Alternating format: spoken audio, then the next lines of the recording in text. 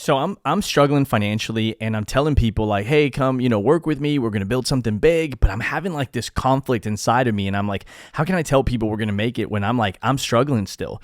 And I remember going to my mentor at the time and I said, hey, how do I tell somebody they can make $100,000 a year or make a six-figure income when I don't even make a six-figure income? And he said, George, do you believe in God? I said, I do believe in God. He says, do you go to church? I go to church. Yeah. He says, is that something you've done for a very long time? Are you new to church? Right. I said, kinda, on and off. And he says, when you go to church and you're new, you don't really know a whole lot about the Bible. You don't know a lot about faith, or, I'm Christian, so us it being the Bible.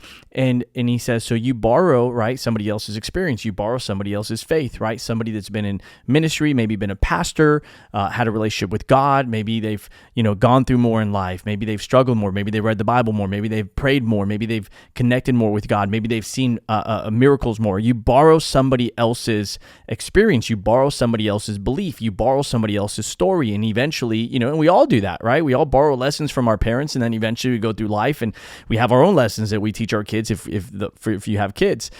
And that was just such a great story. And he says, so borrow somebody else's story until you have your own. Borrow somebody else's faith until you have your own. Borrow somebody else's success until you have your own.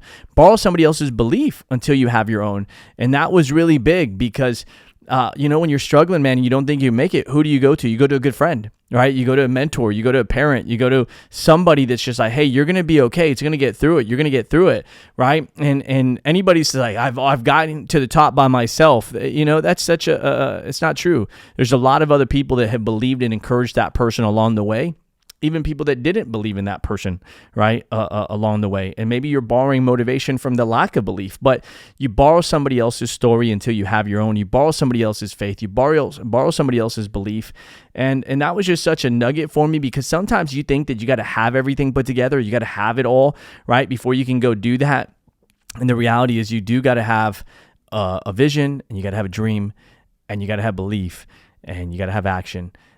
Before those things come to fruition. So if you're not where you want to be, borrow somebody else's success, somebody else's story, somebody else's motivation, somebody else's journey, because eventually your story will be somebody else's that they borrow from.